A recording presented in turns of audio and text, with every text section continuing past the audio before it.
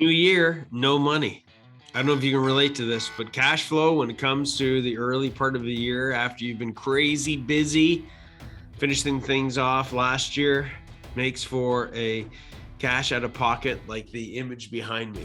So we're going to be talking about 6 strategies that's going to be a game changer for you, so you can actually start making sure that you got cash flow happening, that you can pay the bills, that you can get the bank account to go up. And that's what we're going to be talking about on the first podcast for 2022. I'm super pumped about. And these are strategies that you're going to be able to apply in your business. No bullshit, guaranteed. Until right now, this very moment, contractors have always been on their own, not as tradespeople, but being alone and knowing how to take their business to the next level. They call us working class. They call us blue collar. They say that we don't have the smarts to become the business owner that we're meant to be. That is such bullshit. You have the ability. You're more than any of that. The question really is, where do you get the insights that you need specific to contracting to systemize your business so you can get your profits to pay for your freedom? I'm Andrew Houston. I'm going to show you how to make more profits, how to get more control, how to get more freedom in the simplest, quickest way possible without any of that bullshit. Welcome to the No Bullshit Podcast for Contractors. Listen up, level up, and if you learn something, like the video, subscribe to the channel, change your business, change your life.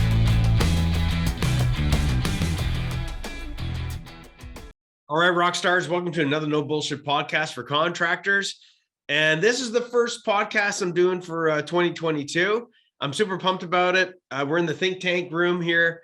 And really what we do here at Prof for Contractors on this No Bullshit Podcast is literally that. We talk about, definitely don't talk about bullshit. We talk about the relevant issues and challenges that you guys face. And I think one of the biggest ones that happens this time of the year, which is what we're going to be getting into, is cash flow. Okay. It's like, when we look at our bank account, it's like this image behind me, right? Like we want to have more money, but our pockets are empty, or we don't even know where the money is gone. We don't have enough money to pay the taxes, don't have enough money to pay the payroll. I mean, we just don't have enough money.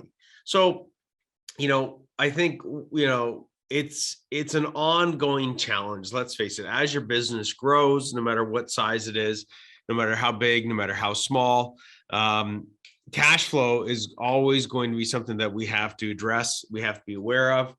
And I want to just cover off a couple of things today to help you guys out so that you can improve, not be this guy here with empty pockets, but have your pockets start to be filled up. And that's what we're going to be talking about today. So first things first is, signs that you have cash flow problems. There's 3 reasons why, contractors usually face cash flow problems, especially this time of the year. And I'm going to illustrate it with a real fancy diagram here for you. Let me just share my screen. I've got 2 little circles here that I'll share with you. And I'm going to try and really simplify the concept of cash flow. I think too many people make it too complicated, and we're here to eliminate the bullshit and address it head on. So you'll notice there's 2 circles with 2 different colors. There's a green circle, there's a red circle. So in simple terms, and it doesn't mean that I'm thinking that you guys are simple. It's just that, the better that we can explain something in simplicity, the easier it is for somebody to get. And by the way, before I go on any further, this is the right podcast for you to be listening to, or at least the right topic. If you want to improve your cash flow and you're a contractor, this is the wrong topic and place for you to be as far as a podcast. If you're not a contractor and you don't really give a shit about cash flow or this topic, okay? So either you're in camp A or camp B, as per these circles, you're either green light, go with me today on today's podcast, or you're like, pull the cord, bail, and you're in the red zone. Okay. So when it comes to cash flow, there's something called a cash gap. And really, in simple terms, cash flow is heavily influenced by, and let's just put a bit of a legend to this. Okay. So the green, if I can draw this out, the green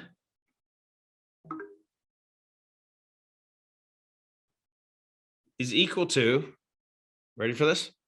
Cash in. Okay. The red is equal to cash what? Cash out. And if you're driving in your truck right now and you can't see this, just visualize it. Okay. So we got two circles. One's green, one's red. One is cash in on the left-hand side, and one is cash out on being red on the right-hand side. Excuse me. I just had some lunch. You got the hiccups here a bit. So what happens is if we don't have enough money coming in, right? It's basically like simple math.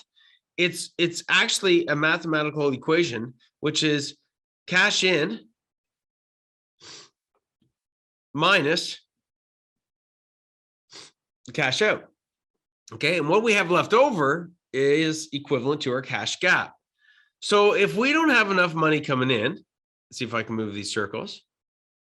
Use my magic wand. Oh, it's making it bigger. If we don't have enough money coming in, okay, and we've got more money coming out, then what happens is we have a negative cash gap. That's right, a negative cash gap. Okay, my little finger is not cooperating with me. Let me see if I can get this going here. So what we want to do is we want to make sure that we don't have that problem, okay? And there's a lot of reasons, guys. There's lots and lots of reasons.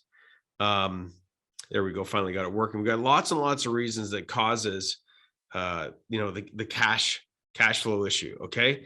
Don't ever let anybody tell you differently, okay? There is many different strategies, many different cash in strategies. We're going to talk about some of the key ones for cash in and key ones for cash out, but net, what happens is we get this gap, and the gap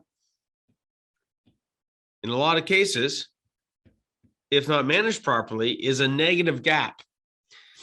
Because we've got, in this scenario, we've got more money coming out than we do having coming in.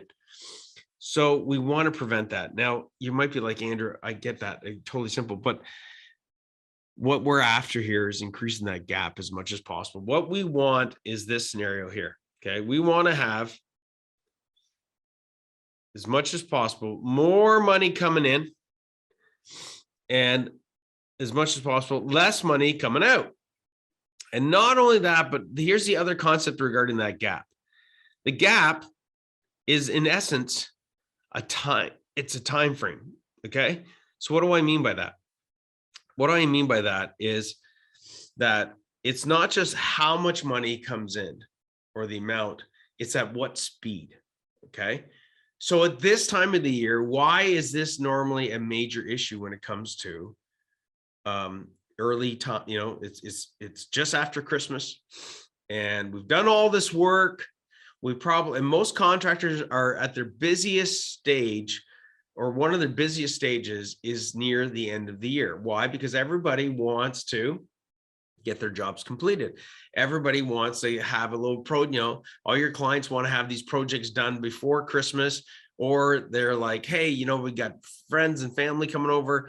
If it's, if it's on that front, and they want all these little projects done, right? So our demand goes up. And what happens with that, okay?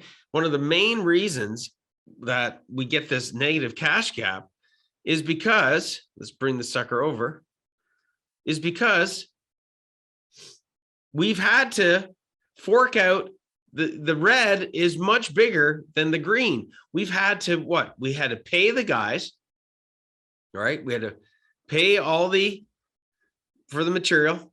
Whoops. Had to pay for the material. We had to pay for all the labor, right? We had to pay all these expenses, and a large amount of them. And yet, as far as on the collection side, we're not collecting, that much money, right? People haven't paid us. So, right, we don't have a lot of money coming in. And now we have this cash flow issue. So I got a bit of a cough here, a bit of a cold, but hey, we're going to push on through. So what do we do about this, guys? Well, there's a lot of things that we can do. Okay. There's going to be some things we're going to be doing real time, and there's going to be some things that we're going to be doing, proactively. Okay. So I'm just going to go through some of the key strategies that you want to implement in 2022 as soon as possible. Now, as I go through these, because we want to get what in between here, if we can get this gap greater, we're going to have cash, right? We're going to have cash flow. We're going to have positive cash flow, right? So what are some of the strategies? Well, in order to reduce, and as I go through these strategies, to be super clear, as I go through these strategies, whichever ones resonate the most with you, I want you to go and apply. I'm going to highlight which ones are the biggest ones with the biggest impact, and you pick whichever one resonates with you. We'll wrap this up in the end and just make sure that you got an action plan for this.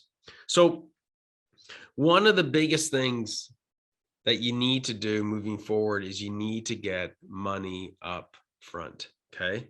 So we need to get money up front. Okay.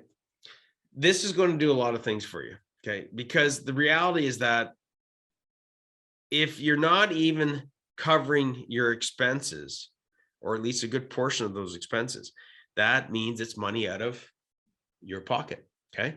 So we want to collect, and on average with our clients, what we like to get them to do is, and it depends on the size of the job, but typically you want to get at least 30% of the money up front. Okay. That could be at the very beginning stage. Maybe it's 15% down right away. Then, at say, the 25% mark, we're getting another 15%. There's your 30%. At the 50% mark of finishing the job, we get another 15%. What that's doing is that it is covering your material costs and is covering your labor costs that you would have had to normally fork out and be a bank for. And that is one of the biggest reasons that we have cash flow issues, is because we end up being a bank for our clients. And you don't want to do that. So getting money up front is a huge positive. And it's a great way for you to be getting better control of your cash flow. It's also going to do something else. It's also going to filter out fast. God, my nose is all stuffy too. I'm just realizing. I don't know if this is affecting my voice. Hopefully it's okay. But it's also going to filter out some of the Class D deadbeat clients or prospects. Class C can't deal with clients or prospects because those people are going to, the people that aren't willing to see your value and understand, this whole strategy of getting money up front from them is a prime indicator of whether or not you got a Class A awesome client or Class D can't deal with client. Okay. We want to only deal with the Class A clients, right? So getting money up front, absolutely huge, like absolutely huge. Next thing is making sure, and you need to apply this right away. Here's one of the real-time ones. We've got to collect our money, right? We need to collect money as fast as possible. Okay. So collections. So I'm going to tell you one thing to do here. Go through your accounts receivable, go through these jobs that you just finished off doing, over the holidays, during the Christmas, during that spike, and pick the ones that are the biggest ones. Don't necessarily pick the ones that have owed you for the longest. Pick the ones that have the highest value. It's better for you to go and get $10,000 from somebody, that owes you, past 40 days versus, 5 or 10 people and all the effort, of 5 or 10 people that only owe you $1,000, right? It's a way less effort just going after the larger accounts receivables. Okay. So that's on the collection side. What else? So as we're going through this, what's happening? This is getting actually bigger. The gap is getting bigger, right? And on the negative, on the cash out, it's actually starting to go down. So we want to do things that have a double effect, okay, as much as possible. Getting money up front does that for you. Collections is huge, right? And next we want to look at is raising your prices. Raising prices. This is absolutely huge. I'm going to do a whole nother podcast on this one. But on average, if somebody's got a net, say, for example, somebody goes and raises their prices, say 5%, and their profitability is 30%, they could lose between 20, I believe, again, I'll do it on the next podcast. They can lose between 20 to, I believe, 30% of sales and still make more profits. I'll explain that in more detail in the next podcast, but raising your prices right away gets you to make that much more money. And, you think about it, just subtle, small little increases, even 1%, 2%, 5%, your clients, your prospects won't even notice it. And too many times we're undervaluing our services and what we do and what we bring to the table to our clients. Okay. So definitely, highly consider raising your prices. It's something that is, it's the new year. Think about this. From a money out perspective, the cost of materials has gone through the roof. So if you haven't even compensated for the additional costs in material costs, let alone probably having to give raises to your guys, then that's money out of your pocket. Okay. So raise your prices. Okay. Raise your prices on your labor, raise your prices on your material costs. And don't just do it just to break even, do it because you're a business owner and you're out to make money. Okay. So what's another strategy that we got here? Okay. Well, another strategy that we've got is this. We want to do more balanced work.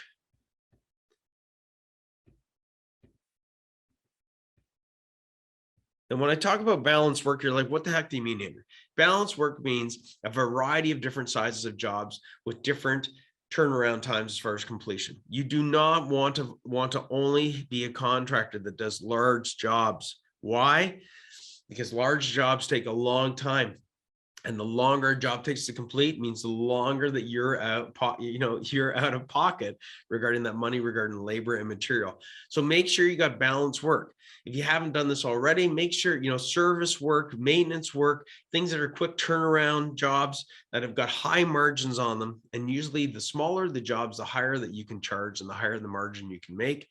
The more money you make, the faster you get that money. And you have to have a balance between large jobs, medium jobs, and smaller jobs. Now, if you're just a service-based company and all you do is service calls, then you should be collecting your money on site when the job is done. Make sure, people are able to, use their credit cards, maybe, able to use, whatever technology, which there's tons of technology out there so that people can pay like right there on the spot. Okay. Because that injects cash flow, right? And again, back to this cash gap that's in between these two. Remember what we talked about earlier. It's not just how much money comes in, it's in what period of time that it comes in. Okay. That has a massive impact.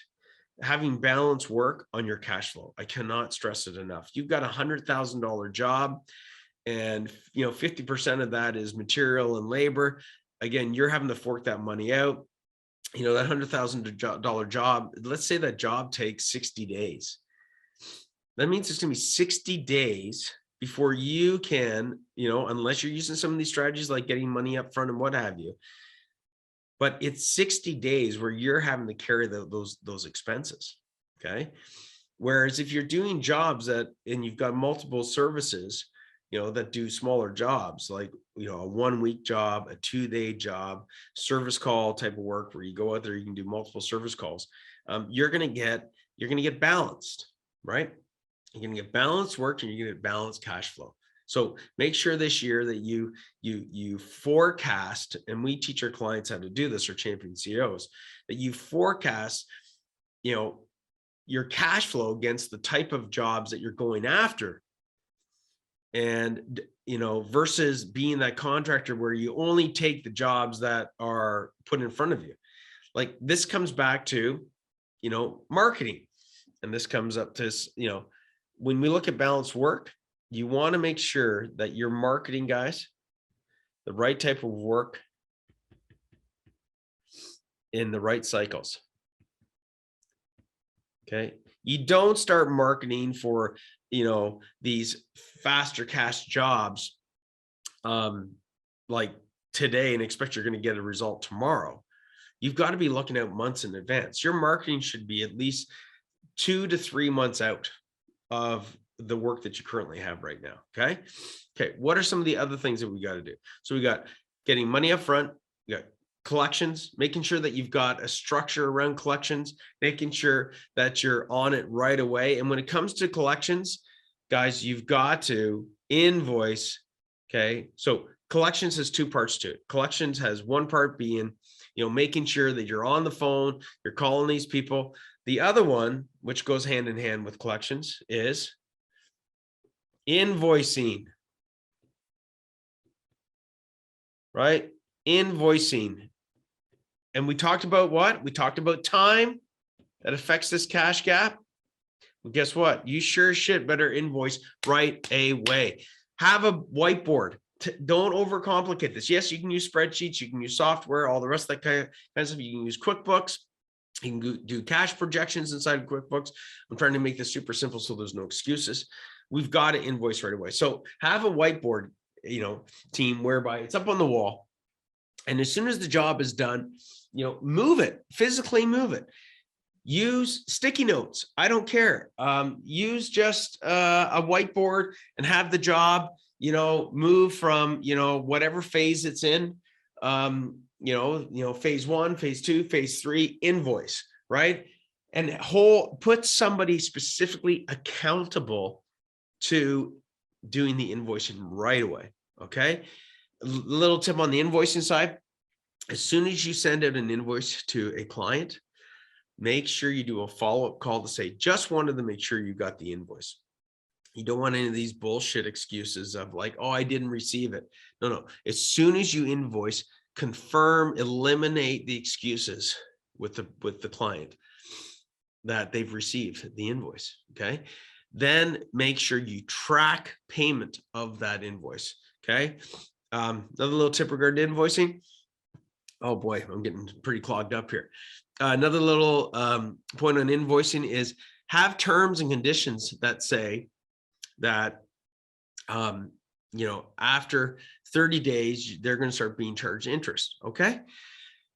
Now, last little one I'm going to give you is today, because we covered off 1, 2, 3, 4, 5. Let's make it 6, and even 6 is your terms and your conditions, T's and C's, when it comes to your quotes. Now, look what happened in the last year. Look what happened in the last couple of years with the cost of material, with the cost of labor, with just the cost of gas, our expenses, right? You need to have terms and conditions in your quotes that protect you. So there's a couple of terms and conditions. There's more than one. I'm just going to highlight a couple of the key ones. Is you want to make sure that you have terms and conditions that says that this quote is only valid for so many days. And the other terms and conditions that you want to have in there is you can also put terms and conditions. Remember, these are your rules of the game. You are, being an owner of a contracting company gives us the ability to do what? To be in control. Only if we take control, right? So to take control, we want to make sure our terms and conditions has terms in there and conditions that protect us. And one of the things we recommend with our clients, our champion CEOs, is to make sure that if certain prices go up by a certain amount, say something changes, say it's materials, all of a sudden become, 5-10% greater than what they were when we quoted the job, that the terms and conditions state that, we can add that additional amount to the quote that we had just done. All right. So protect yourself. So we got, I'll go through it really quickly. This here, invoicing quicker allows us to make this, the amount of money that's coming in go up. Okay. Getting money up front allows us to have more money going up and allows, our expenses to start going down, because that's what we want ideally, right? More money in, less money out. Collections, getting paid right away. It's very similar to getting money up front, but that's a whole system for collections, right? Again, that allows us to get more money in and less money out. I'm just trying to make this thing a little bit smaller. There we go. All right. Next is raise prices. Team, you've got to raise your prices every year. You should be raising your prices. As a matter of fact, you should be reflecting on raising prices based upon your expenses, based upon your overhead, based upon the expenses that are going up, whether that's gas or material or wire or pipe or whatever it is. Okay. And do that at least every quarter. That means every 3 months. Ideally, you're reflecting on this every month.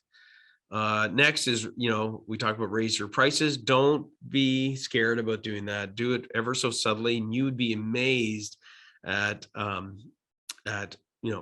receptive people will be, in the sense that they probably won't even notice it. And if properly explained, it makes sense, right? You need to pay these expenses and you shouldn't be the one out of pocket. Also, again, like I said, I'll be talking about how you can raise prices and the math behind it. How, if you're doing 30% in profit, that raising your prices 5% can allow you to lose between 20 and 30% in, equivalent sales, and your profits will still be higher. We need to have balanced work, where we got, jobs that are quick, jobs that are medium, jobs that are larger, so that we're balancing our cash flow. And when you guys are going to market, when you're looking at what kind of work, trying to be proactive with this, you've got to be selective, right? Whenever you're intentional with things, if you intentionally think, hey, I'm going to get better cash flow, and you start using some of these strategies, there's only one inevitable outcome. You're going to have better cash flow. Okay. It might be amazing difference. It might be a little difference, might be an in-between difference, but it's going to be a positive difference. Okay. Last one, terms and conditions. Make sure you protect yourself. We talked about that on your quotes. Make sure you protect yourself on your contracts. Make sure you protect yourself on increased, material costs, and any other changes that might affect that quote, because we are not the ones, that be money out. We're not the ones to be a bank. And that's really what we focus on today. So use those strategies. Let's get more money in than money going out. Let's increase this cash gap. And the greater the gap that we can get, the more money that we're going to have in our pocket. So that's another No Bullshit podcast for you guys, for contractors. And I hope that was a good one. If you want to get more help from us, if this resonates with you at all, let me know. And, again, if you're serious about fixing these leaks in your business and you want to make 2022 your best, financial year ever, book in a free call with our team. Click on the link below, and I wish you guys all the best in 2022. And we'll see you in the next No Bullshit podcast for contractors. Catch you on the flip side. Hey, Rockstar, I hope you enjoyed that one. And if you did like this one, join our private Facebook group, Profitable Contractors Association. It's one of the biggest communities for contractors with over 10,000 members, where you get the latest insights to help you delegate, dominate, and deliver so you can take your contracting business to a whole nother level.